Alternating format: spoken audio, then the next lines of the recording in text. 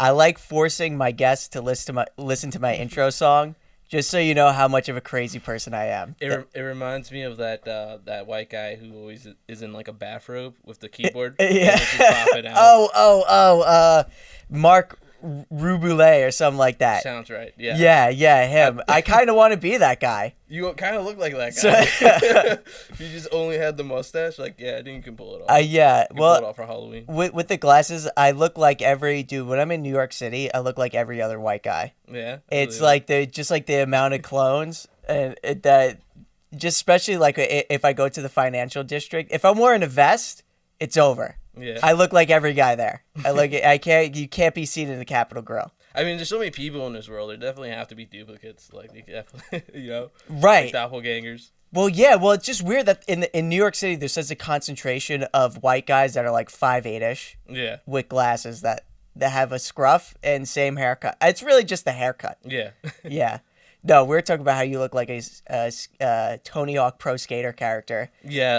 I went to see. What was it, Mark Norman, Joe List in like Long Beach, and one of like the openers, he said that about me. Yeah. I was just like, oh, it's hysterical. You look like if Rocket Power was a person. Yeah. I think I'm transitioning into like a Spanish Weird Al Yankovic. Like I think that should be like the color schemes I always wear. Like I think it's pretty accurate. You are colorful. I am a colorful man. Right. No, I'm happy. Oh, I should introduce you as a guest, right? This is Rene Fuentes. He's a stand-up comedian and show producer. I always like your shows because you incorporate music.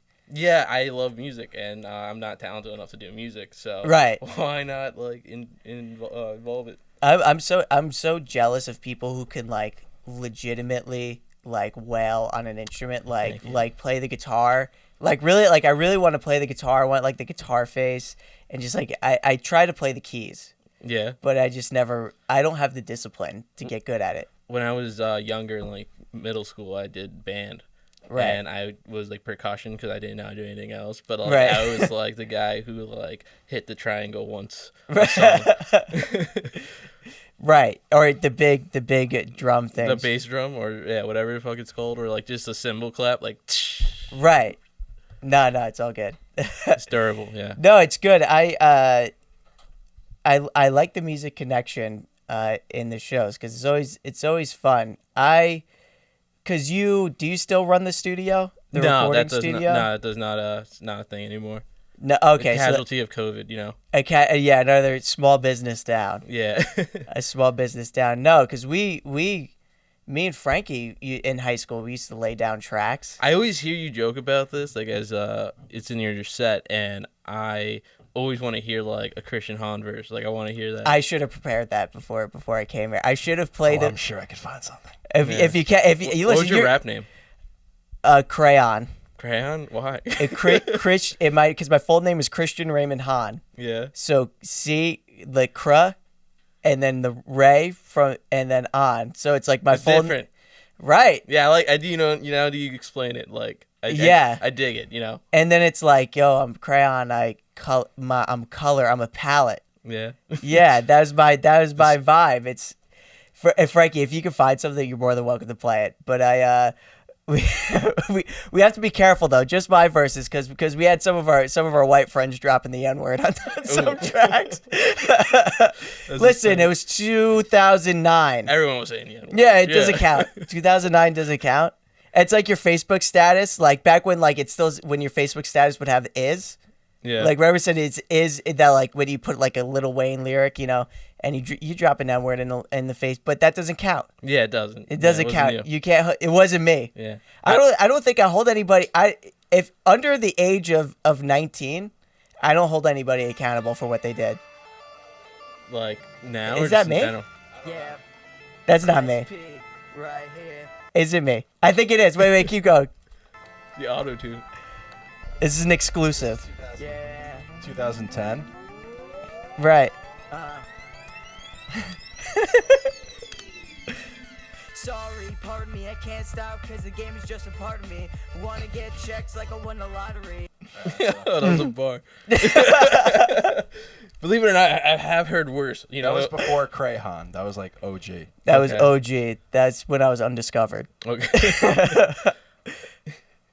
That is like, listen, that wasn't that bad. There was worse. I like finding the because I feel like a lot of our comedy friends, they have a lot of other music, or not music, other artistic endeavors that like they're about, and I like pulling, I like finding it out of them, like Sabella, Justin Sabella, Right. amazing on the drums, like he rips it, Right. and one of my best friends and the dude I'm throwing this show I have coming up with, Jay, he goes by Chocolate Brown, super talented guy. Right. We made like this tiny desk video in my living room, and like we just decked my living room out with like lights and stuff. We had a keyboard player. Justin brought his drum kit. Right. Jay's dad is like a super talented like saxophone player, and we just like shot this whole like 3-song like video of like him just ripping it in my living room. It was like a full band. It was just like super nicely done. We got a great camera guy, and it was just like killed it. Yeah, it's like tiny desk. Yeah, and like you see just like Justin on like the drums, and it's just so like cool to see like him not in his comedy element. Right. That's true. There's a lot of comics who have like secret talents like that. Honestly, a lot of comics rap, or like had a stint when they rap. Yeah. It's funny because when I write my material, I write it in the same format that I used to write like rap lyrics. Yeah. Like bars, like those like the stanzas and all that shit. Right. Yeah, that's exactly it. So like it helped me understand timing. Dude, I was deep in the game. Yeah. I was pretty like I was handing out mixtapes and stuff. I was making my own beats. What's more embarrassing, barking or handing out mixtapes? Oof. I don't know. Probably I think handing out mixtapes. Yeah. Because barking is still works. Yeah. Like handing out a mixtape is like, what are you doing? It's like just Anyone email blast it. Like now you just like you're handing out QR codes and like you're just right. Like, yeah, hell yeah. So it's not even. But yeah, I used to hand out the mixtapes, and I would just. You ever been like Warped Tour, like any band or concert where there's like, I would say Warped Tour is a good example because I saw a lot at these those festivals or shows, whatever. People would just like have like an iPod and like this one like gross like fucking earphone bud, and they would just like, yeah, listen to this, and it just like hundreds of people like accumulated like earwax and like listening to their shitty punk pop music. Oh man, or you could buy the That was fucking gross. But like I remember that. I used to share headphones all the time. I would never do that today. Yeah. I would never do that. Dude, I look at my own AirPods and I'm like, Jesus Christ. I'm like, what is going on in my ears? It's like the grossest things ever. Yeah, no, it's even if you do clean it like you do clean your ears like you daily, can't keep up. Yeah, you can't, and then like it just goes so super. And I think the more you push in, the worse it is for you because you just push it like more in. Right, you're supposed to use because I went to. Right out of high school, I went to Five Towns College for audio engineering. Nice. And we had this whole thing because it's all about your ears. Yeah. And so, like, we would learn about the anatomy of the ear. And, like, you're not supposed to use a Q-tip. You're supposed to use alcohol. Yeah. To clean your ear. Like, Q-tip's not good at all. Who told us that Q-tips were the way? I don't know. But they seem practical, though, because, like, you got, like, the stuff on it. But, like, it pushes more. It pushes it in, yeah. Yeah. Yeah, I'm like a freak, and I like watching like the Dr. Pimple Popper videos. Dude, and then, I can't stop. And then another, I guess, subgenre of this is people going to like an ear doctor. I don't know what that is, but like they'll just like fucking get a hook and just like pull like fucking like nug like a weed side just nug out of like a person's ear, and they're just like, I can hear again. Like right, dude, those videos on TikTok are the worst. Like especially if it's like a blackhead. Yeah. Dude, I can't. My mouth drools and I don't know why. Yeah, you're just like it's just like why? You're fascinated. It is, and then I have to watch it to the end. Yeah, you can't just go halfway. And then I need like a 3 month later like follow up story on the person. Like, this is come back. No, it's the worst though, because on TikTok the algorithm, if you watch the whole video, they're like, this person's really into this. So then like for like the next 2 weeks, every day you'll get.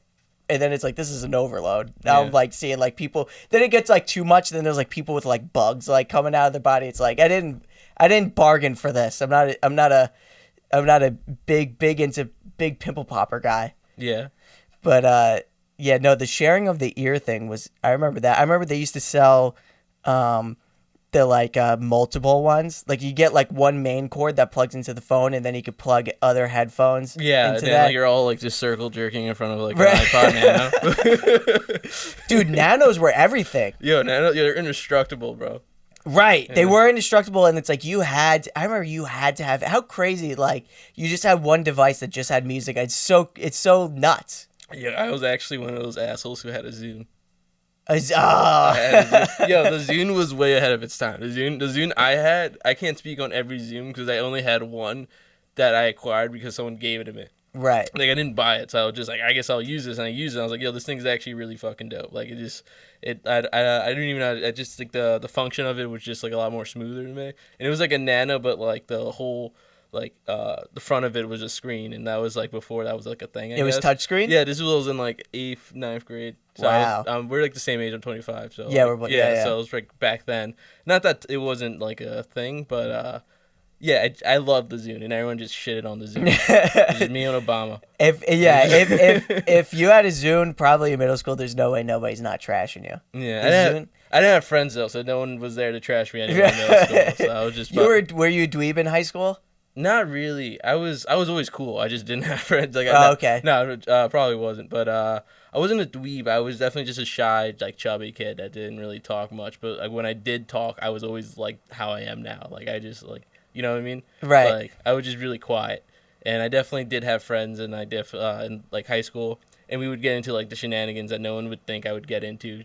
Like no one would think I would get into trouble because I was just quiet. You know? Oh, I really? was like one of those kids. Like devious? Not devious. Like not in school, but like trouble in life. Right. Yeah. Okay. Like I just yeah. And then in high school, I kind of got like more out of my shell just because I lost like that like fat adolescent baby weight. Right. And then like started talking to girls, smoking weed, and just growing up and stuff Yeah, like that. you gotta lose, because I was chubby too up until like 10th, 11th grade. It's like you become a new person once you shed the baby fat. Yeah. It's hard being a fat kid. I used to hate. Wait, did people? I brought this up a while ago on I was doing his brother's podcast. Did people used to scoop? People still scoop me. Yeah. Yeah. Dude, I hate the scoop. I'm still like weird with people touching my chest because I used to get scooped so much. Yeah, but now it's just like if you're gonna do that now when I'm 25 years old, like we're fighting. Like you know what I'm saying? Yeah, Yeah. it's, You know. it's such a disrespect. If somebody scooped me, I would be, every once in a while somebody will randomly just like do it, and like I burn on the inside. I'm like, Yeah. how fucking, and it's always a skinny person. It's Yeah. like, you don't know what it's like to carry around tits. Yeah, a couple. I think there was a comic who like I'm cool with, and he did that in the city. But he's like a skinny guy, and I was like, yo, I would kill you, bro. Like you don't understand. Like I would actually, like, I'm about that. I would smack the out of you. Right. It's like you brought up the memories. I was fine. Yeah. I was fine up until you put your head, you touched my chest. Yeah. You touched my sensitive chest. I don't think I'll ever get over. I don't think I'll ever get over being scooped. That's my Me Too case. Yeah. I already got people. If one of them gets famous, I'm lining them up, and I'm like, this is, first of all, because did you play sports in high school? Yes, I did wrestling and swimming. Okay, wrestling for sure. Like, don't you ever think like in the boys' locker room, you're like, yo, I definitely got a Me Too case on my hands. Yeah, no, I was my high school didn't make a shower, so I just went home to shower. So I never wasn't have any of those like weird like locker room shower shit or Really? anything like But that. it wasn't even in the shower because I played like lacrosse and football, and it was just like, Oh, people were just like super like flamboyantly like for no reason like oh it's just no, like just like the lacrosse stick, and you, up your ass. yeah, lacrosse stick up the ass. Wow. No, I never got that. Hand but- between the cheek, debit or credit. Oh, okay. Yeah, no, I don't know what it was about like just like white kids growing up like That's a pretending white. to be That's a gay. white guy thing, That's right? a white guy thing. That is a very white kid thing. Like, Right. Yeah. It's yeah. I think that's like the worst thing they're known for behind like school shootings. Dude, it's crazy. They have school shooter insurance now. Yeah. Do you know that? Well, it protects the teachers, not the shooter. But but yeah, no, that's definitely a white guy thing, Yeah. is to sexually assault your friends. Yeah. But you can't do anything about it. Yeah, I don't even want to say it's a white guy thing either, because like growing up, like I would say growing up between like the ages of like 18 to like 23, I worked at a lot of delis, and a lot of like the poppies in the back, they like to joke around like that too, and they Yeah. just think they all have wives and kids and stuff. Right. Like, they just think it's hysterical, just because Right. I think it's also just a sense where like you're just okay with your sexuality to be like fucking ball bust with like your friends and shit like that, or like whatever. There's like a line where it's just like, all right, like like don't grab my dick, or like and like just saying some like weird shit. Right. just to psych them out. Yeah. Yeah, there were some people who would take it really far. I remember the kissing game. The gay chicken. Gay chicken. Yeah. Yes. That definitely wasn't like I did not do that any like that stuff with like friends or like stuff like that. But I've definitely heard of it. Yeah. Gay chicken. Gay chicken was big. My brother's because yesterday was Memorial Day. I was with my brother, and my brother played college football, and he was talking about like one of his because they all had to shower together. Yeah. And he would say how all the white dudes on the football team would purposefully do like gay shit just to freak out all the black dudes. Yeah.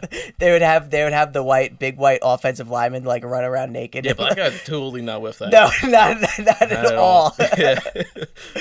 Not even close. Yeah.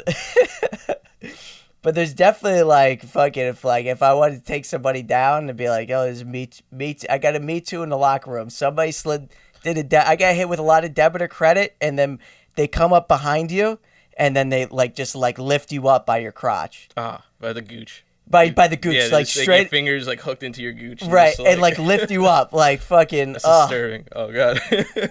Right, that's bad. That probably doesn't even happen now. No, like why would it?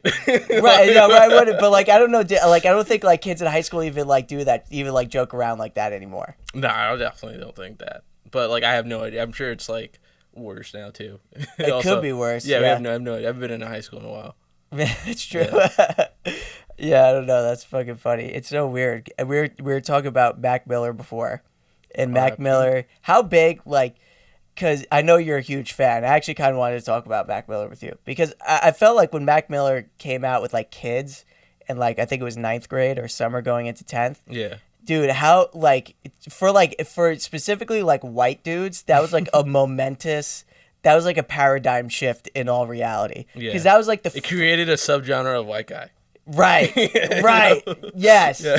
Yes. It created a new white guy. Yeah. And he was like the first dominant, like prominent, like white rapper, like besides Eminem at that time. That was like he was like the first one that really popped off where like people That stayed because I guess there was other ones. Like it depends. There yeah. was, but there was like random guys, like I don't even know, like there was like this dude Sam Adams. I remember Sam Adams. I Yeah. still get asked to do shows with him. No fucking Like, to way. DJ with him.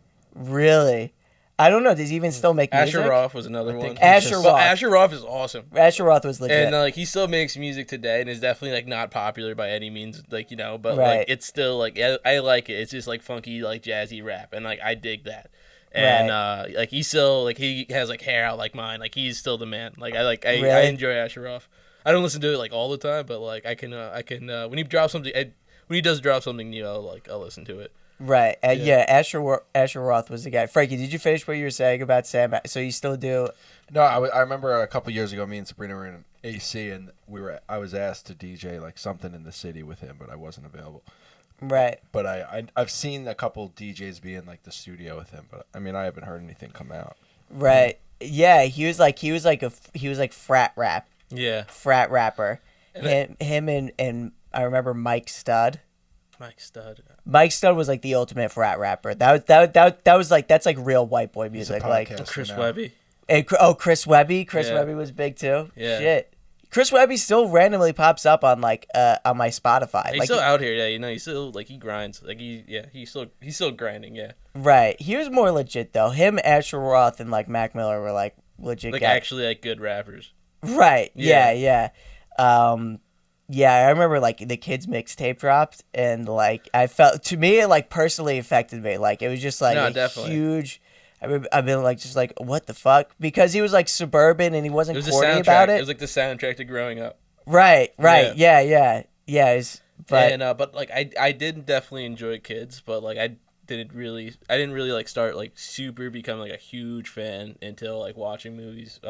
With the Sound Off came out as like second album. Right. And that was just because it was just so dark and ominous, and like right. it was just a complete change up. And it was just that's what I like. I don't know. I like that in my rap. I like dark jazzy stuff, like just like dark lyrics with like a jazzy melody. Right. And he was like a freak musician. Like Yeah, like played everything. Yeah. played everything, wasn't just like a freak of musician, but like yeah, that was I remember who is your top 5 rappers? That's such a hard one, but it always changes. But I would Right. say Mac Miller's in any particular order. Mac Miller's is definitely in there. Say Mac Miller. I might have to cheat and like look at my phone because I actually have like no idea. Right, dude. Because it's so annoying when people like you ask your top 5 and people are always like Tupac and Biggie. It's But like, you know what it is also is I deal with a lot of like rap like musicians like now Yeah. that are just like friends that are just like they're like I guess the equivalent of like where we're at in comedy. We're just making music and stuff like Right. that. And I really fuck with them. And I listen Right. sometimes I'll like listen to people I've met or done shows with more than I'll listen to like people on the radio. right, So, yeah. like, yeah. Because and legit, like it could just be like because everybody has a studio. Like it's not like you have to be good to get into a studio. Yeah. Like it used to be like back in the day where it's like you had to like be super legit to be in the studio. But like so like everybody has access to the studio, so anybody can make like great music. There was like one kid I listened to. I think he was like Spanish. He had his album cover. He had like a bloody nose or something. Oh, Onodera? Yeah, yeah. Onodera was sick. Like Onodera was actually like number 3 in my like top 5 like most Really? listened to in like the last like 2 years in a row. That's great. That's always like cool when it's like a local guy and you're just like, yeah, I fuck with his music. It's Yeah. like Also another really great guy named Rene. Like he's also his name is also Rene. Right. Which is I think is just like funny because I don't meet a lot of other Renes. right that are But- male. Yeah. And we're both just like on this creative endeavor. Like he's a good dude. He's on this show I have coming up on the 12th. Like he's performing too. And it's like he's great. Like he makes really good music. Nice.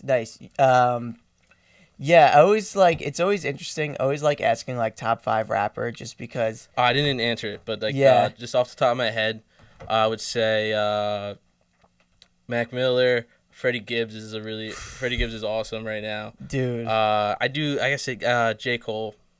Right. I don't want to just a Method Man. Like I Method Man. because I'm a Okay. huge like Wu-Tang fan, and Method Man's Right. always been like my favorite. Yeah, right on. And then Redman. I feel Redman's a guy, someone who just doesn't get any like respect. Right. Not that like I'm sure he has like he's like a legend, but like I feel like he's not mentioned a lot. Well, I remember his MTV Cribs was like the most legendary shit. Yeah, just his fucking trap house. It was it was like he had a blow up mattress on the floor with just the TV on the floor. That shit was hilarious. But yeah, J. Cole. I mean, when I was like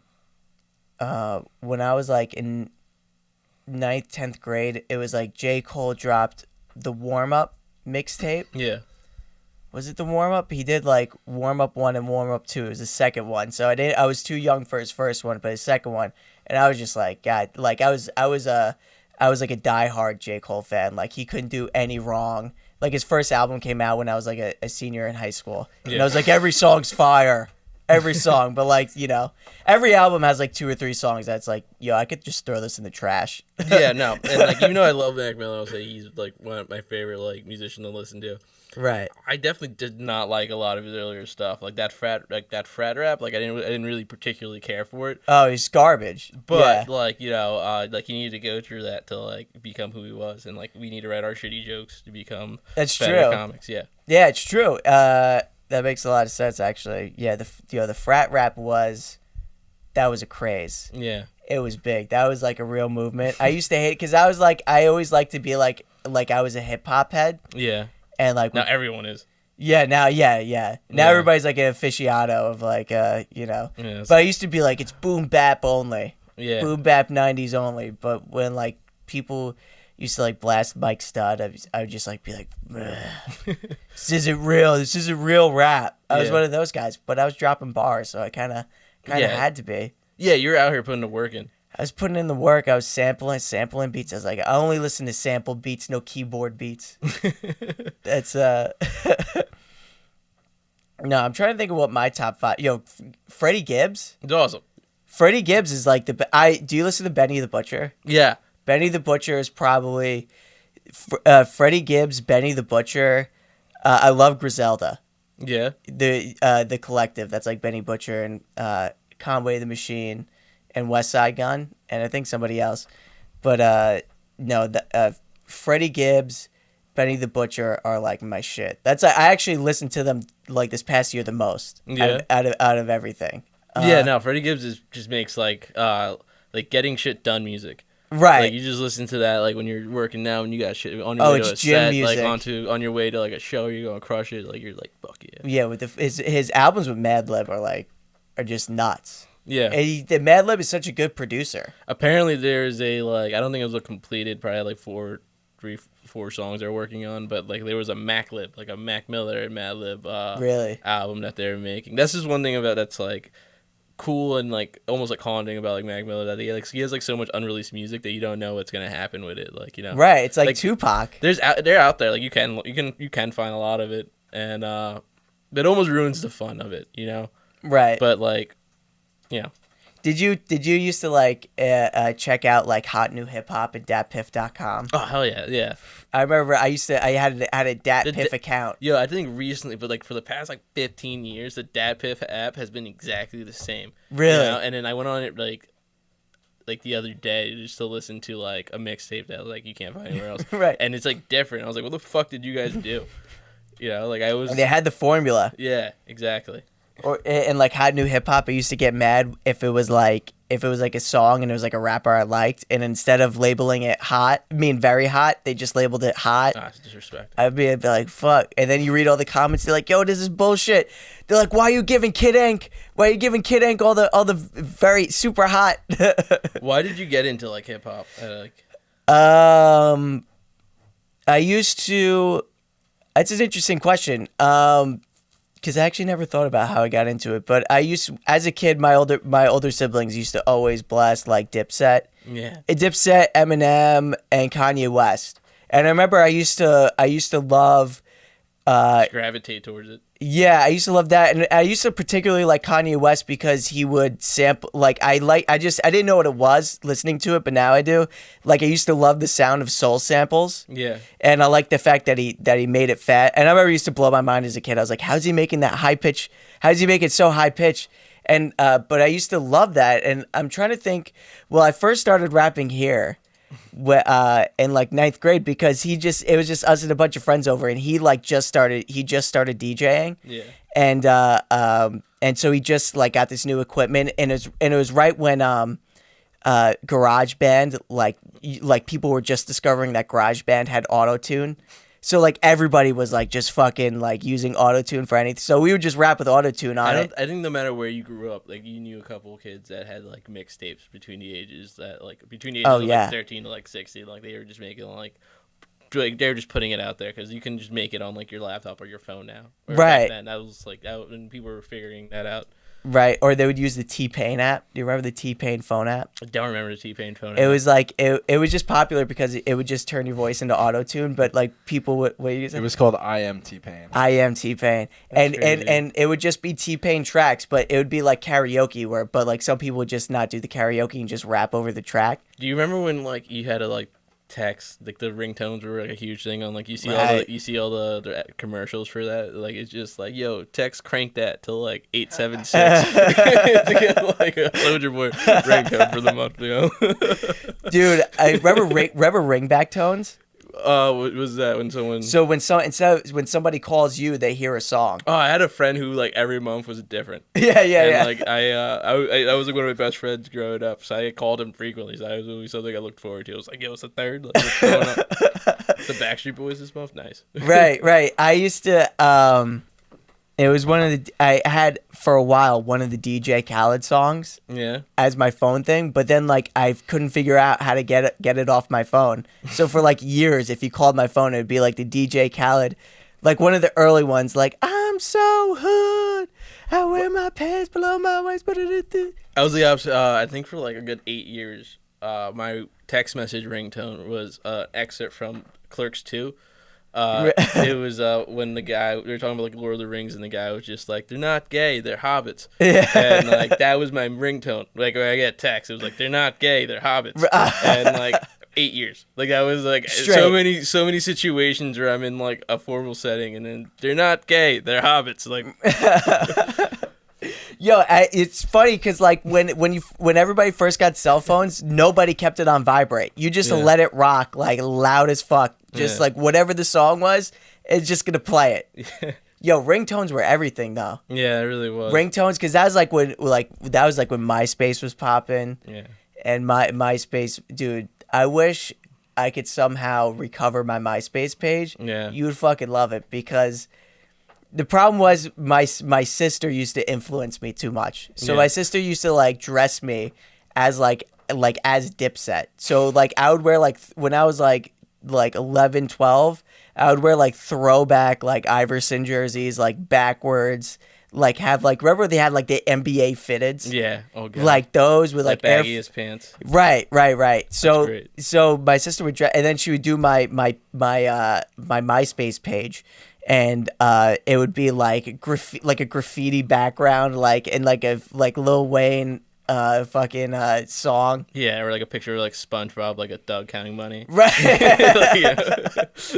What were those things? Were they called GIFs back then too? Oh, I don't even know. When he put, like, you know what I'm talking about, like the little like the moving pictures that you could put Yeah. on your MySpace page.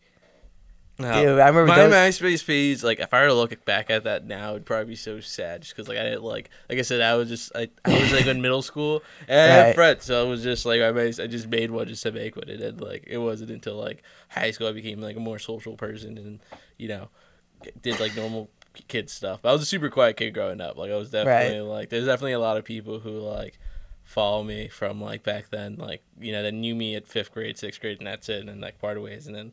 I do this now. I do like stand up now, and it's just like, what? Right. Yeah. I feel like that's the case for a lot of people. There's no stand-ups that are really a personality. Well, I shouldn't say no, but it's really rare. Yeah. It's like most of them are quiet people. Yeah, and like the people who were like the energetic, like outspoken people are like the like managers of like a Radio Shack now. Type of thing. Like, you're not doing anything like entertainment wise. Yeah. Right, and they got to give a speech in front of their 10 employees, and they're like, Yeah.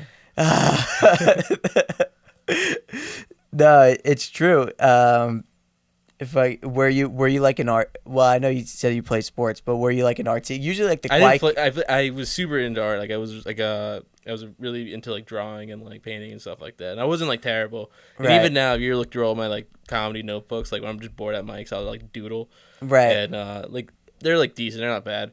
I definitely like did not like develop that bone after a certain age. I kind of just stopped caring about like art, and I just like didn't like get better or progressed.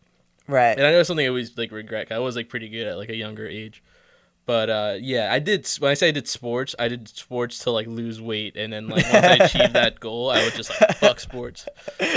And like you did wrestling, and that's like you're gonna lose hell of I did bad wrestling weight. I did wrestling in like 10th grade and like 11 and half of 11th grade, because like 10th grade I accomplished my goal. Like I went hard like 9th, 10th grade to like lose weight. Then like the end of 10th grade I was like skinny, I was talking to girls, and I was just, then like 11th grade came around, the wrestling season, I was like, I guess I'll like see this through and go back to it. I did it for like a month while like managing like a girlfriend and like other stuff, and I was just like, fuck this, like I don't really care. So like I don't care about it. And then, Yeah, it's like, why would I do this? I already lost the weight. I Yeah. I can get pussy now. yeah, exactly. That was literally it. No, fuck. I was like, dude, I was such like I was a secret like art, because my family is like really like a jock, like sports family. Okay. And I was like always like secretly like artsy. Yeah. Like even like I used to like write poetry too, and I would keep that to myself. No, I wasn't that gay. No, did you have like older brothers and stuff? I had 2 older brothers, and they Okay. both played college football, and then my sister played softball, but she wasn't really like she was a good athlete, but not like crazy or anything. She's actually a great musician. She is a church music. She works as a church musician in Pensacola, Florida. So Okay. my sister's like sick on the keys. That's cool. She could play the keys, and she could play guitar really well. All right, I have 2 older sisters, so like, and they were like definitely not like into sports or type of stuff. They were like super smart and like very like about their academics, and they went to college. They have like good careers now and stuff like that. And then like, there's me. You're the only guy. Yeah, I'm the only boy. Yeah. Oh, okay. Yeah. Yeah. I remember I wanted to, when I was like 9 years old, I told my brother and told my sister, I said, I'm going to go into school play. And they went, no, you're not. Only fags do plays. And I was like, and I just never did a play Yeah, again. the theater kids in my high school got mad ass. Like, they got like mad tail. Dude, Because when I worked at Starbucks, I used to work with like a bunch of theater people. Any guy who was straight, like fucked the whole crew. Yeah. Dude, they did work because they're like the girls are so like starved because they're around gay guys all the time. Yeah. That like any straight dude can murder it. Yeah. Dude, it's crazy. Yeah, It's so fucking funny. I went to a very like theater oriented high school. I went to Holy Trinity, which Right. is in Hicksville, but it's like it was super about its like theater program. Like it's like a lot of people.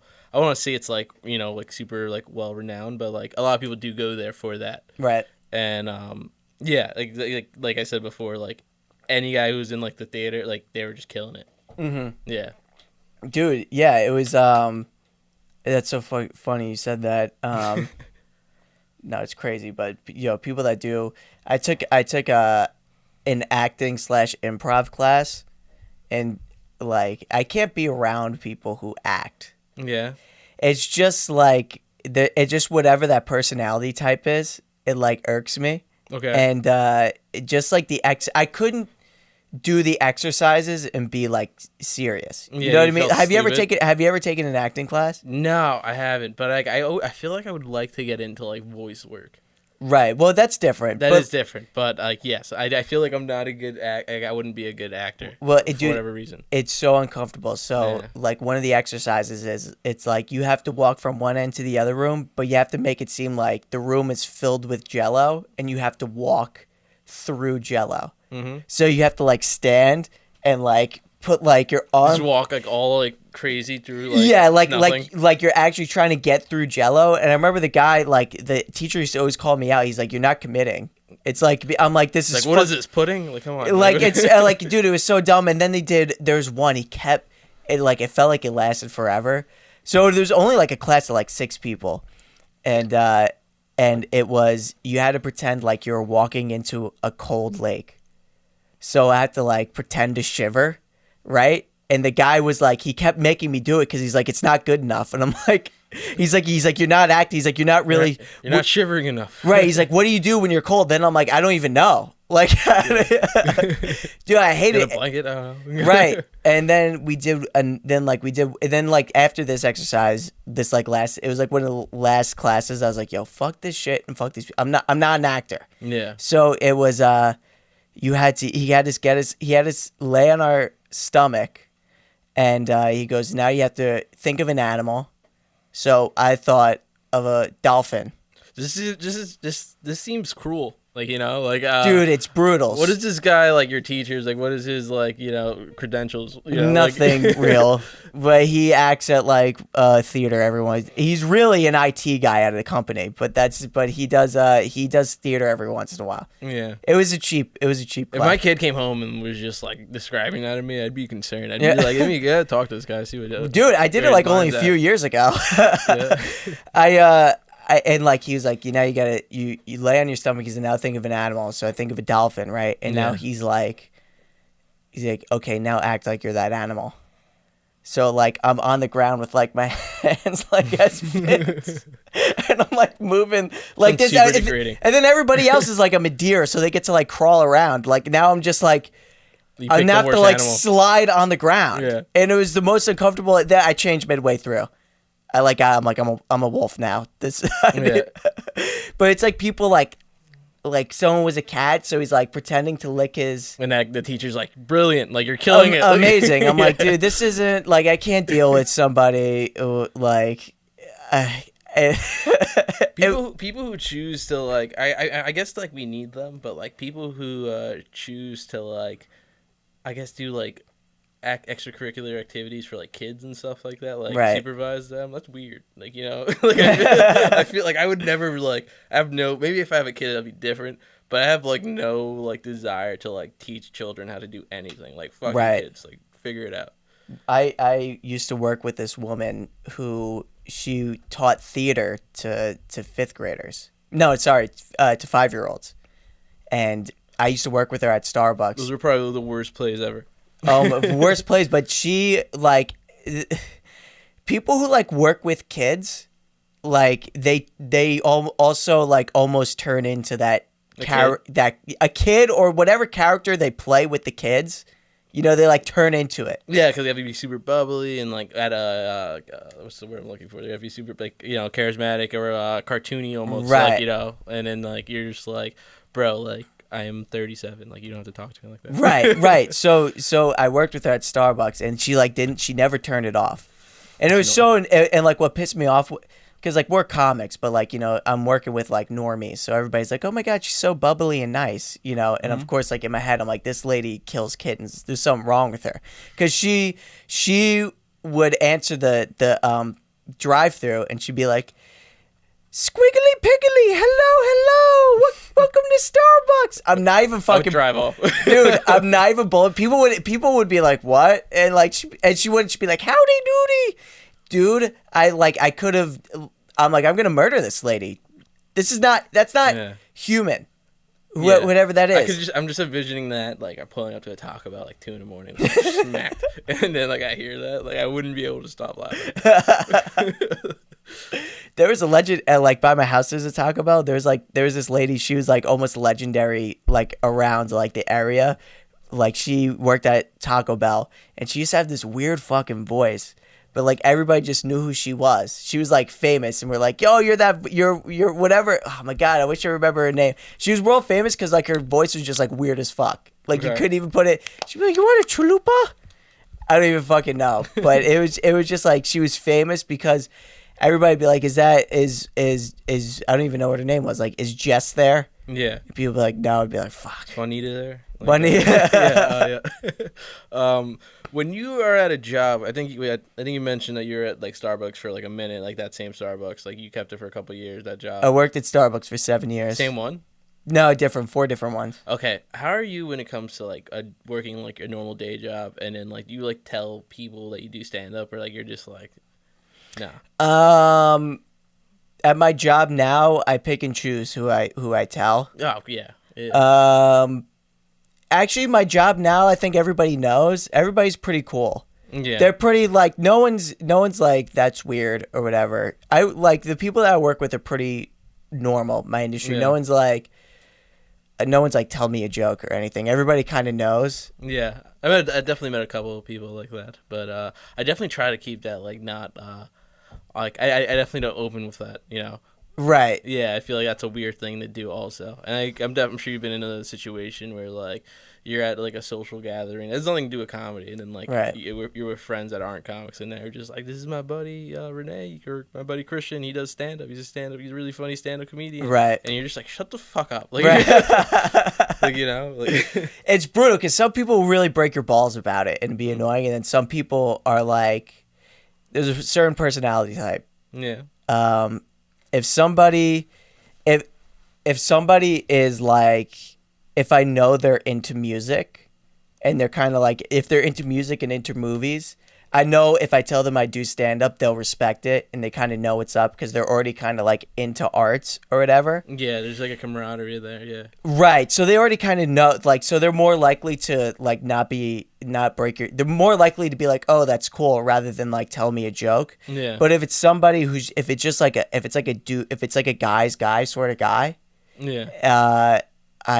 No, not a chance, because they're gonna be like, oh, I'm funny, and then they're gonna be like a Jew walks into a bar, that whole thing. So I don't do that. But you work at a deli now, right? No, I don't. I had quit that job, but I okay. Right now I actually do like landscaping. Okay. Yeah, which is it's whatever, just a job. Right. Well, because I was saying even landscaping, if the people we work with found out, they would like probably break your balls nonstop, right? Maybe, but they also like don't speak English.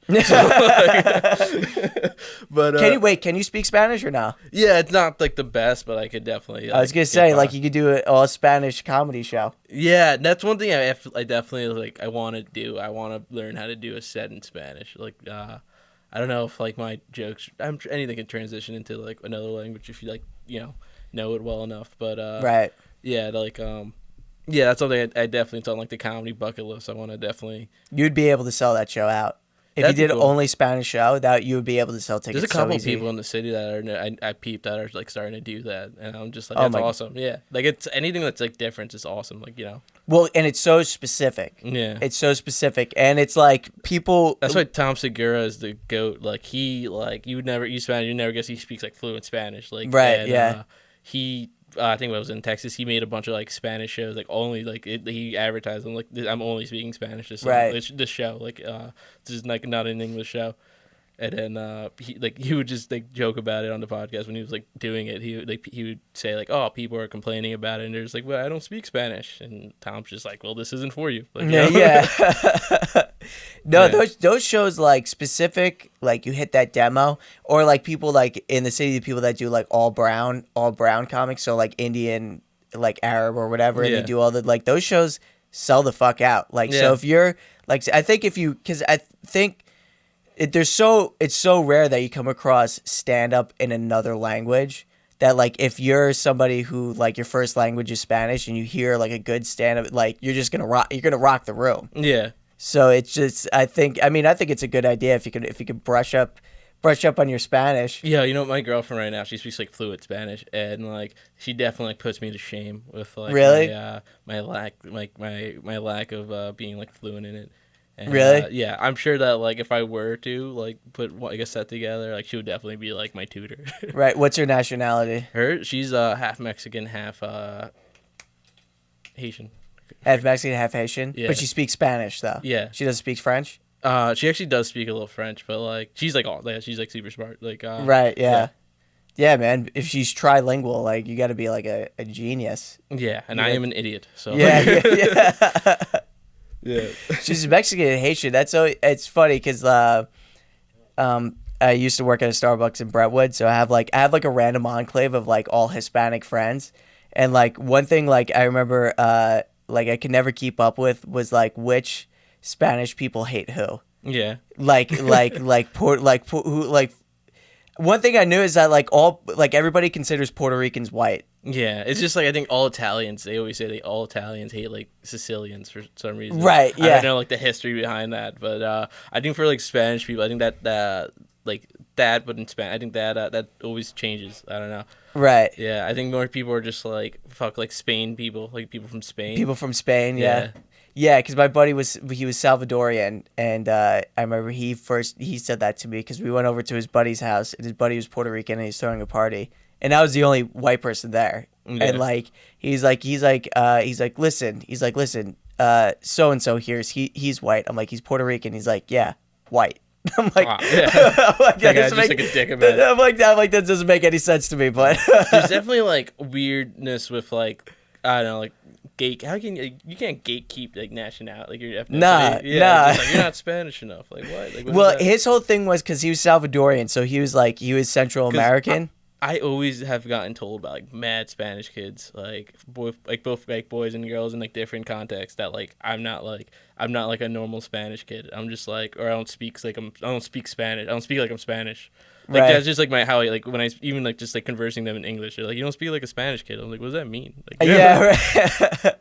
Yeah, no, that's yeah, that's weird. I don't know. What did they say? Did they like say you talk like you're white or something or anything yeah, like something that? like that. And like I don't know, I don't even use that big of like words, you know, like maybe like I throw a 2-syllable, like 3-syllable word in there, but like I don't know, like I heard that a lot when I was younger. Not much as I gotten older. You're kind of, but like maybe because you're kind of like you're chill, like a skater white or like a surf white. I guess so. And I'm like also like awful at skateboarding too, so it's not even. You like, tried your hand at skating. Oh yeah, I think every like I Yeah. wouldn't say every kid that has, but like you know, I have like a lot of friends who are like super good at skateboarding. Right. So like you know, just like and then like once I was just like hanging out with them, and I was just like I can't keep up with you guys. And, No. and then like it's like I'm too old to like sprain my ankle. Like you Oh know, yeah, like, dude. The X Factor ramps, those Yeah. were everything. yeah. I used to BMX a little bit, and I had the X Factor ramp with a little table, and then it went down. Yeah. And I remember I used to be so impressed with myself because I would go up, and then I would land perfectly on the other. No, I'll bomb the fuck out like a hill, like on like a skateboard. Yeah, I used to visit buddy of mine who went to University of Rhode Island, and all like the streets in Rhode Island are super like narrow and they're like super like huge hills. Right. And I remember just going down one, just being like halfway through it, just being like, I don't want to do this anymore. Like, it's just, Dude, I would do I feel like as a kid, everybody would do like suicidal bomb hills suicidally. You got it, man. Yeah. And everybody falls and it's like always like a big knee scrape or like. Well, if you do that, like you get that out of your system when you're younger, because like you do that when like you're 30 and like you fall and scrape your knee, like dead. Yeah, like I fell off like during the pandemic. I brought like with my unemployment money, I bought like a razor, like an electric razor scooter, and it's like really dope. It goes like 25 miles an hour, like you can really whip it. And I remember like last summer, I fucking ate shit on it. And like I'm like 25, so I'm not like super old, but like I was just like, I'm too old for this. Like I'm not doing this anymore. There's a certain age, because like as a kid you fall off shit like all the time, right? Yeah, you don't even feel like, you know, but there's like a certain age where like once you start falling, like it could just be fatal. Yeah. Like if I fell off a bike, I'm probably gonna die. I'm probably gonna hit my head. I'm gonna hit my head on something. I'm not wearing a helmet, so like I'm no. definitely... Oh my god, dude! There's some kids that live near me that wear helmets, and I'm like, yo, I just want to beat the shit out of these kids. Yeah, I'm like, hit you with my car. Yeah, it's like soft. It's like I'd get like you couldn't wear a helmet as a kid. Yeah. Like you just would. That was just not an option. Yeah. Helmet or the elbow. Some kids would be like up with like the elbow pads and shit. Yeah. Not good luck. Yeah, I remember in Eisenhower Park by me. You know Eisenhower Park? No, it's just like a park in Nassau County. But there's like a huge like narrow hill, but at the bottom of it, like right at the bottom, there's like a pond. So like people would go down, like people when I was younger, people would bomb that hill, like go down the hill. And I saw a lot of casualties of people just like falling into like, the pond, and that was always like the most hilarious thing. Luckily, it never happened to me, but like yeah. Falling into the pond is like a terrible way to end bombing a hill. Yeah. Especially going down, like you're feeling the breeze and you go right into that's like a classic. That's almost like a Disney movie sort of ending. Yeah, like some antics. Right. Yeah. No, that's fucking funny. That's so crazy. Yeah, I used to do all that shit as a kid. If I fall off now, I mean, I see kids now, they have like everything is. Well, I saw driving the other day to a mic, the elliptical scooter. Have you seen that? Yeah, where it's just like I feel like only like rich white people have that. Right. Yeah. It didn't reach the hood yet. Yeah. No. But it's like, yo, could anything be any faggier than like the elliptical scooter? It's like, first of all, a scooter, you're behind the 8-ball. Yeah. No one's like the scooter's dope. But then you got to add an elliptical on it. Yeah. You know what's cool? One wheel. You know what one wheel is? No. It's one wheel. Believe it or not, it's one wheel, and it's it just has like you just like strap your feet in, and then it goes between like your legs, and then you just go off. Oh wait, I know what that is. Yeah, and it's like there's like a heavy duty one where like people like can take that like uphill, like in like I guess they can go like woodsy areas and like hills and like hiking areas and like go up hills and shit like that and on it, and it's like super like intense. At what point are people just gonna stop walking? I don't know. How many years till like walking? People are like, yo, come on, you're walking. You know what's crazy? So for the past like 2 years, I didn't have a car. Right. I got into some trouble and I lost my license. So I just didn't have a car. So like I gotta get around, you know. And I walked a lot. I rode my bike a lot, and super humbling experience to like have a car between the ages of like 18 to 23 and then be like a complete like idiot and then like fuck that up and then not have a car. Right. And then like and then you hear it all the time, like your parents say this and you're just like, yeah, like, you know, driving's a privilege, not a right or whatever bullshit. And then like, but like when I didn't have a car, I felt like a lot better in a sense where like I was walking a lot more. I was like biking and you know, just like I guess maybe come spend like I didn't get pulled over ever. Like, the last 2 years I didn't do any cops. I feel like when you're just driving, like you're always just getting like pulled over and shit like that. But also probably just because I have a shitty car and I'm in neighborhoods like this. So yeah, neighborhood watch is like, what's this car doing over here? No, I guess it's freeing though if you don't have a car because you can't just like get to places. Yeah, so I would it- like always Uber places. I would go to like Mike's and I'd get like a ripped. Like I would just drink a bunch, and like I didn't have I never got behind the wheel, so it was like fine. But now that like I'm back behind the wheel, it's like I'm trying to also make myself walk now because like I'm just like all right now I have a car like. Because I always used to walk to like the fucking corner store and get like a bacon, egg, and cheese. Right. And it's not a far walk at all. Like like it's like Right. a 5-minute walk. And now like I would take my car there, and I'm just like nah, like I gotta like it's nice. I out, like, gotta let me earn walk. it. Yeah, like let me just walk. Yeah. Did you gain weight since you stopped walking? No, I mean I think I gained weight over the last year in general, just because Right. of like COVID and stuff like that. But I have yes, I have. But yeah, I think a lot of people are in that like mode now, where like a lot of people are like super like their fitness now because like our COVID's over, like everything's back out, like, Right. We gotta get back in shape now. So Yeah, I work out just to like not feel guilty. yeah, I'm only motivated by negative emotions. I hear that. I'm never I motivated. like by that I anything do positive. landscaping now because it's completely different than my last job. And like I don't mind physical work. Like Right. I guess I'm in a mind state where I'm like I'm young, so I can do it.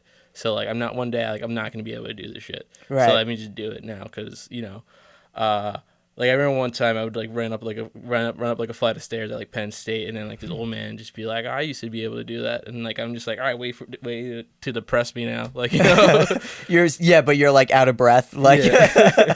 But doing like landscaping now, like that's just like working like all day and like, Right. the sun, like definitely lost like a bunch of weight doing that, and it's just like good. It makes you feel good to work hard, Right. And then like you think like I don't want to do that, but then you do it, and you're just like I actually feel good, Right. I miss that about like because like I mean like I work from home, but it's it's an office job. I'm sitting down on a computer. Yeah. I definitely miss when I worked at Starbucks being like physical and like also like actually making a product and Yeah. like selling like doing so. So yeah, because then like after like a long ass day, like doing like even though like a 8 or 10 hour shift like sucks dick, but like afterwards you're like, I used to love when I would close at Starbucks. I used to hate closing, Yeah. but there was this moment right after like we would lock the doors. From the door walking to my car, just whatever that like 100 feet is, was just like the most like serene moment like ever. It's like Yeah. because it's just like you just worked all day. You're like so like it's over. Yeah, I was in the past year. I was besides doing landscaping, I was like managing a deli at night at like some supermarket, and it was like a decent gig. Like it paid well, but like I kind of hated it. Right. One, just because like being in charge of anything is overrated. Yeah. Like I want to just tell me that one thing you want me to do. Like and I'm gonna do that. Like Yeah. Yeah. But also, I was getting out at like 9:00 at night, and it just made doing comedy so hard. Ugh. And like, it was one of those things where like when I quit, I was just like, just being a bitch about quitting. Like, I don't want to quit because they're like nice people. I don't want to let them Right. down. But I was like, this isn't what I want to do. Like, I know what I want to do, and Right. this is like totally getting in the way of it. So like, fuck this place, I'm out. Yeah. And then now I've been doing like landscaping the past like couple of weeks, and like getting off of work at like 4:00, like 3:30. That's like awesome. It's perfect. Yeah, and then like go home, shower, take a nap, hit a mic, like do all these things, and then like definitely probably won't work like night jobs again for a while. No, dude. Working at night fucking blows. Yeah, and then when I was like producing those like backyard shows I was doing in the beginning of the pandemic, like those were like it was so hard to get like off of like switch my shifts around and stuff like that to do them, and I'm just like fuck this, like Oh yeah, getting a shift covered. Yeah. That's one thing I definitely don't miss. That's like always the worst. One thing I learned about like being like working though, it's like when you need off, don't ask for it off. Just be like, I'm not coming. I think I tell my girl that, but she does like a good job now. But before, I remember like she didn't like her job, so she would like call out a lot, and she'd be like, I don't know what to say. Do I ask them? I was like, no, like just be like, I am not coming in today. Something came up. My bad. Yeah. Because like they're not gonna fire you. Like No. Yeah. So like there's like a shortage of workers out there. Like fuck them. Like Right. Yeah. But that's definitely something I definitely was an asshole with jobs. Like if I needed off, like I am out. Like I have no like, yeah. Yeah. No, I feel you on that. I remember I used to hate like I would open on Saturdays at Starbucks, and I would get there at like 4:30 in the morning. Then it would just be like because you're supposed to have 4 people when you open, and then it would just be me and the shift supervisor, and they're like, yeah. so these two people just called out at like 3 a.m. and they're like, "You're fucked." You're like, "Oh, okay. I guess I have to run the whole drive-through as one person." Yeah, nah, man. My first job was like Burger King, so I was I remember doing like drive-through just sucks. Oh. Yeah, it's the worst. Well, Burger King people are like probably particularly like Yeah. shitty. Yeah, it's always worse when you're like doing that type of job in like a nice area, just because like the people like that like would come. Like I used to like that Burger King. I was in was it Glen Cove, which isn't like it's like a decent area. Yeah, Glen Cove's nice. Yeah, and I remember I was like 18, 17, and then like just like people coming in like nice cars, and like you're just like a worker like at a place like that. Like they're just like you're not a person. Like, yeah. And yeah, just like yeah. I had one lady when I was at Starbucks, and something happened, and she pointed at all of us, and she looked at her daughter and said, "This is what happens when you don't go to college." And she pointed at fucking all of us, and like we're all in college. You're like, what? Like nobody's like, no. That's my favorite thing to tell myself when I'm ever in like any. I never went to college, so like Right. sometimes I'm like doing like landscape, like I'm hungover and I'm just like, just tight at everything. Just like I just like take a deep breath and I'm just like, this is my fault. Like I should have went to college. No, it's not. But it's like a joke because like, Right. college definitely wasn't for me. Like I definitely did not want to do that. I got yeah, I definitely didn't want to do that. No, if you're not like, if you don't have a plan, it's like the worst thing you could do. It's like it's just like you're taking it. I mean, depending on where you go, it's like you'll just take $50,000 and just light it on fire. Yeah, I actually I got lucky in a sense where not necessarily lucky, but when I was 18, I graduated high school. I was gonna go to college. I got like my schedule. I was gonna go to Post, which is like a super expensive school, like Right? CW Post.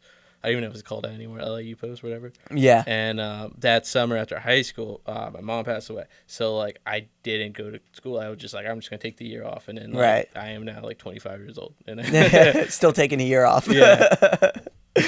No, I mean, to me, I have pretty strong opinions about college. I think they're criminal organizations. Personally. Definitely do not regret my decision in not going. Like, I No. feel like I am doing what I am supposed to be doing, for Right. better or worse. You know, like there's like some moments where like, especially with like producing shows and stuff like that. Like there was like a moment. I think the first time I ever felt this, and believe it or not, you were there. It was the first time Mom Show. It was the first show I ever produced. Right. And it just came together so well. Like, and, Right. like I was just like, this is it. Like this, I've never felt this fuzziness. Like this is it. Yeah, that Yeah. was an amazing show. That was a cool show, just because like no one knew what the fuck to expect, because like Right. I was that was like 2 years ago. I felt like 2.5 years ago, something like that. Yeah. It feels like yesterday or like last week, but everything does. I feel like now as we get older, like everything feels like I was 20 like 2 days ago. But Yeah, yeah. But that was cool, just because like the dominoes for like that to happen was like almost like perfect. Right. Like that space in Huntington that I used to for those who don't know, I used to own like a warehouse music recording studio out in Huntington called Illwave Studios. And how that like transpired was when I turned 20, after I was like 23, I had broken up with like a long-term girlfriend, and like I was fine, but I was just like bored, I guess. Right. So then like an old friend, my friend Victoria from like high school, she was just like, hey, you want to do this like comedy class together? And I was like, sure, why not? So like we found a good deal in this governor's class because it started 2 weeks ago, and they were just like, we'll take $100 off. And I was like, bet, I'll catch up. And Yeah. In that class, I met like the dude who actually introduced me to the studio. So I felt like, and then like, then it transitioned to like me throwing a show there, and like I feel like for me to be at that exact place at that exact time to like, cause like then the studio took a life of its own, and then like that was a whole like 3-year endeavor. And like I said, to be at that exact place at that exact time, to meet that person, to introduce me to it, like the Right. domino effects, like for things like for that to happen, is like it's always like crazy to think about. I'm just like, for that to like that worked out so well that like I have to be doing this. Right. Yeah. Yeah. It's like it's not a coincidence. It's not Yeah. like before you took the comedy class, did you have an inkling to do stand up?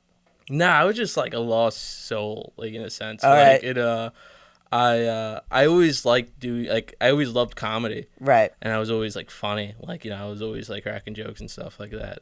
but to like it wasn't necessarily a thought. And then like I did the class, and the class was kind of like bullshit, but like it was like it was like also like kind of cool because like you get the show at the end and all that stuff. Yeah. And I did it, and it was I did well like the first time, and I was like, oh shit. I feel like if I would have ate dick the first time I went up, I would have been like, this isn't for me. Right. But like because I did so good, I was just like, all right, I need to keep doing it, and then it turned into its own thing, and then here we are.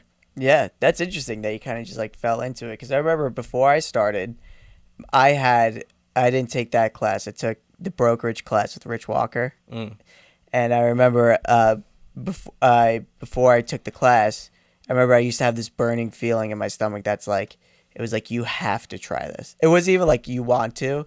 It was like I was like losing sleep at night because I was so afraid to like do stand up that like I had this like knot in my stomach where it's like, you have to do this, and if you don't do this, you're gonna be tortured until you do. And so I ended up finding the class. I was just gonna go to an open mic. Thank God I didn't. So I found the class. I think a class is like a good way to start comedy. Yeah, I did the governor's one with what's his face, Trusin, and I really fuck with Trusin, but like I can tell he didn't give a fuck about that class when he was teaching it. Oh, and no, of course not. That's yeah. part of his charm, like you know, like he doesn't care. But like it was still cool. Like what made that class really dope was like Joe DeVito and Ziegler popping in and like dropping gems. Like that's what I got like the most out of like them two. So that's why like, whenever I see them, just like salute. Right. Like, you guys are dope. Well, it helped, like those like little nuggets of advice, like when you first start doing stand up, like help you out so much, because it's like you avoid so many traps, so many dumb things. Like it just even like simple things. Just gives you like structure for joke writing, and that's like half the battle. I don't want to say that's half the battle, but like knowing how to write a joke. Yeah, just because there's so many people who don't. And oh my god, dude! I mean, once you learn like the formula, you can definitely like do your freestyle it and like make it your own, do your own thing and stuff like that. But like, yeah, a lot of people just like don't know how to. They don't. Yeah. There's a concept. People don't understand like the punchline is a switch. Yeah, not that like I'm the greatest joke writer of all time. No, but you understand that, like, you know what I mean. Like you understood the concept right away. Some people never pick it up. Some people never pick up. It's like a math formula. It's weird. I don't know how to like whenever I have a friend that wants to get into stand up. It's weird to describe it. I'm just like figure it out. Yeah, it's like because they think because we say write a joke, you know, but we don't really mean like a joke. It's like. There's a structure. It's hard because it is kind of like a mathematical problem. But what makes the funny is what's unexpected. But what's unexpected also has to make sense with the narrative that you're talking about. Yeah. So it's unexpected, but it has to make sense. And then the better you get at it, the more nuanced it gets. So where people are just laughing and they don't understand that you're telling them a joke. Your jokes are so covered in this this mist of like a story. That's why people are like, oh, I love storyteller comics. It's like they're telling you jokes. You know, it's not really a story. Yeah. They're setting you up, and then they're throwing a misdirection, and you might not even notice that's a misdirection. You're just laughing because you didn't expect them to say that. Yeah, you're so engaged into it. Yeah. Right. Yeah. So it's great. I love like comedy science because it's like music theory. It's like music theory, but music theory is so like hammered out and like if you press these keys, it's gonna make this chord and it's gonna make this sound, and it's no ifs, ands, or buts. But like comedy, it's sort of like that, but it's also nuanced. Yeah. But it's always what makes the laugh happen is what the person who's watching it they don't expect it. But but it has to make. That's like the weird part. Yeah. You know. It's just one of those things where like you wouldn't understand unless you do it.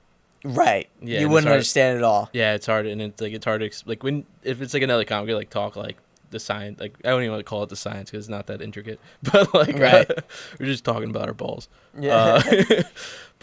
Yeah, no, exactly. I felt like that was definitely something that made me stand out. I feel like stand out is like or made me a better comic. Like that whole like having that like structure.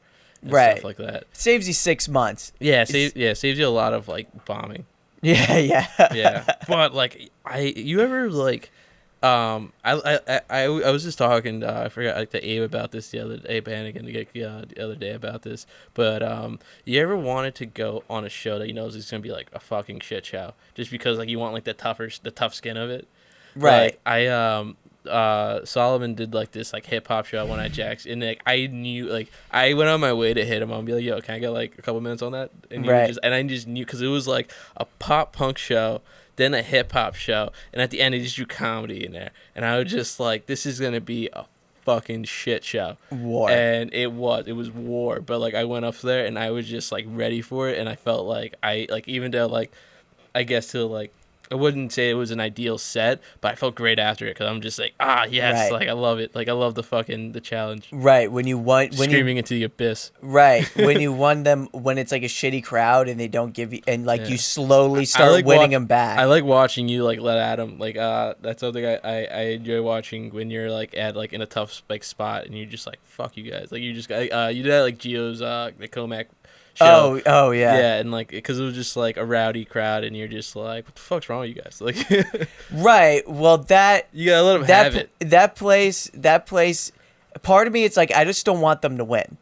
I don't. Yeah. I hate looking weak on stage. Yeah, the dominance thing. Like you're like, I'm up here. Right. That's it. So I never want to make it feel like they won. Like I could bomb, but you're not gonna feel like you won. Yeah. Because I don't want you to win the mic.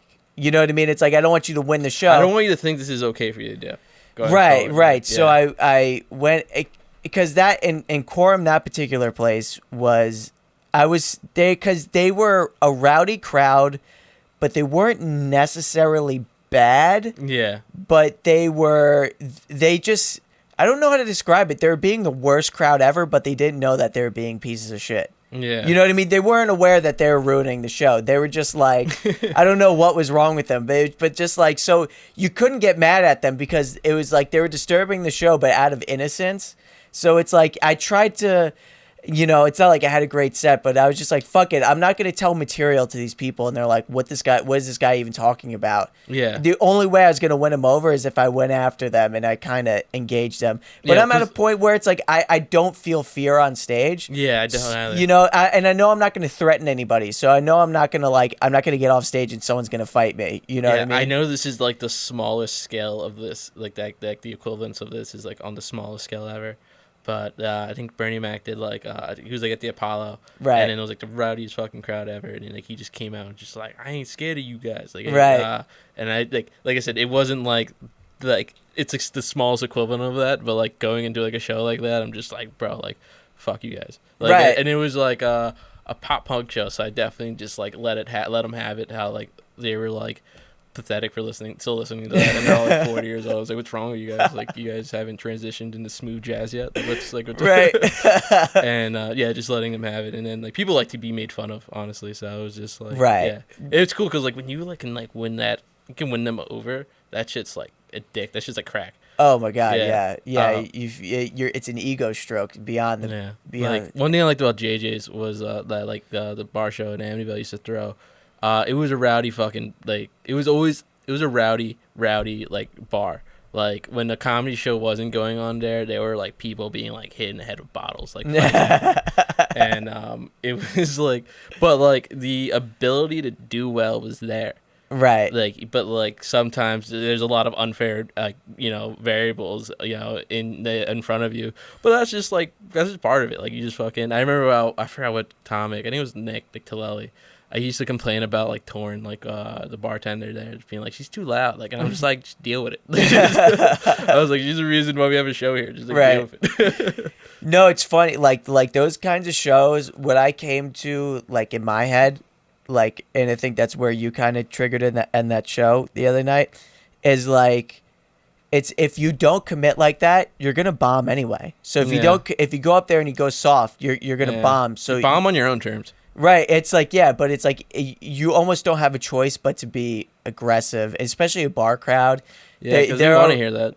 Yeah, they don't want to hear that, and I'm always self-conscious. They see me go up in the glasses, and I'm like, I know they're calling me a fag in their head, and like, so I'm just like, I go up, they already don't like me. They see my glasses, especially if I do like an older crowd. Like I know the dudes in the crowd like immediately tune out. They're like, what the fuck is this guy coming from Brooklyn? I feel like I have the advantage because they see me and I don't know what to expect. Yeah, no, that's true. It's like you do have a good image on you.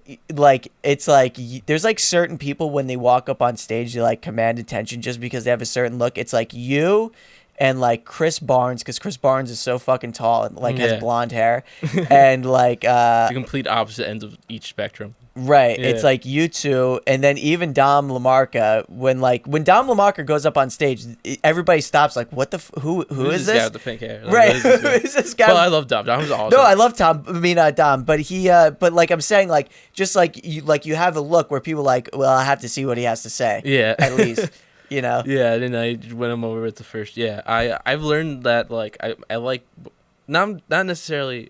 You know, I've been doing this more at mics too, just because like when you're at a mic, it's just all comics. They heard all your shit before, Right. So it's just working out the muscle of just talking Right. shit, just like making fun of like whoever said something before, like just like that's what I've been trying to do at least at mics, and then like at shows, just like it's always good just to like not run off like start off with like your jokes, just like be Right. like human, be engaging, like and that's Yeah. something that like that only really comes with like not being that, and then like figuring it out.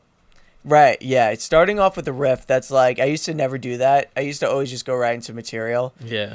But I know how important like a good riff is right off the top, because it's just like Yeah, train those muscles, because then like if you deal with like hecklers and stuff like that, you got to be able to like think of something off the cuff to win Right. them back, right. Because yeah, like that was one thing about JJ that was like funny. I will never forget. There was a guy, Johnny Whispers.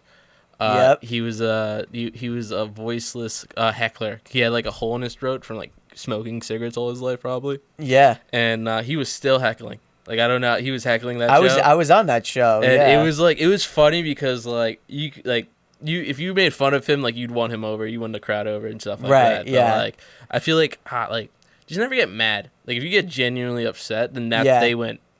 Yeah, you can't. It's hard, especially when a guy like that. I mean, he was like a dwarf. He was like a dwarf, right? Was he Yeah, a dwarf? but then like you're just like shut up, you hole as fuck. Like He was so annoying. I did that joke. He was so annoying, and because he couldn't talk, but he would just jump because there was no stage. yeah, so he would just, Just jump in jump front of you. yeah. And he had a hole in his neck, and I remember he was making that weird hissing noise out of the Queefing noise. From yeah, his out of fucking his hole. disgusting hole in his neck. He's like, guy was a porpoise. He was Yeah. he was a dolphin.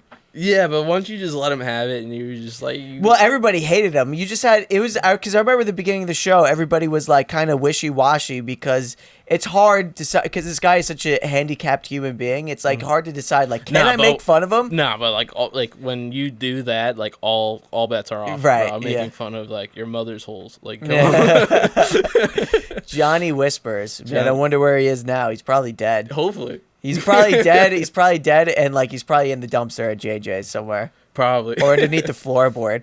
Yeah, R.I.P. JJ's. R.I.P. Did they close down? No, I'm just probably never gonna okay. go there again. But no, my homegirl doesn't work there anymore, so it's kind of one of those things. Where it's Oh, like, yeah. I don't really have a connection here. I'm not. It's gonna a weird. throw- It's a weird hang if the comedy show's not going on. Oh, definitely. But like I knew a lot of kids from that town, so like that was just like, and like my friend worked there, so it was like a good like social hang for like just like the I guess a friend group that like I have over Right. there. That's why like for the most part like I was always able to like there's always like a crowd at JJ's because like it was just like a towny bar, but I also had like a lot of friends that would go there anyway on Fridays, and then it was cool. Like JJ's was something where like I never knew what to expect with a JJ show. Wild. That's a stripe earner, that show. Yeah, it really was. I liked it. I like that I throw shows that are difficult. Right. Yeah. Yeah. Yeah. That show is hard. But when's plug the next show? When's the right. next one? So I am throwing a music comedy showcase with my boy Chocolate Brown, and it's called The Lost Lighters Show. Okay. And that is going to be June 12th at Unruly Collective in Brooklyn, 200 Cooper Street. And that is tickets are on sale. We actually sold like maybe like we're like 3/4 sold out of that Already? show. Yeah. Damn. How many seats? There's like 50, 60, so it's not like a lot. But that's still a lot of tickets for kind of being Yeah. like 2 weeks away, right? Yeah, it's like just like less than 2 weeks away, and if we were still selling tickets. So if anybody, I don't know when you're gonna drop this. But, Probably tomorrow. oh, you guys work fast. Yeah. Well, this thing's already edited by the time we finish recording it. That's awesome. Frankie's the best in the biz. The best in the biz. I like it. But yeah. If you want tickets for that show, you can just hit me up on Instagram at Fuentes Rene _ and or Big Chuckles Production on Instagram. And yeah, we're still selling tickets for that. It's going to be music, comedy. There's going to be food there. You know, all the fun stuff that The empanada lady will be there. Yeah, she was just like, "Can you throw me on the flyer?" So like that's why I just like had to like this, you know, empanada lady's gonna be there. Hell yeah. So you guys, you people listening, make sure you follow Rene at Fuentes Rene _, or Yeah. Big Chuckles Productions. Yeah, either or. Either or, and Either or buy a is striking, ticket. but- So I have people that follow me that live in Brooklyn, so you might get some ticket sales out of this. Ah, sweet. So yeah, make sure you go follow him. Rene, thanks for coming on the program. Thank you for having me. It was a lot of fun. Awesome, yeah. And listen, people, comment, like, subscribe. I never know what to say at the end of the podcast, and fucking listen to it on Spotify too, and tell your friends. All right, that's it. Peace.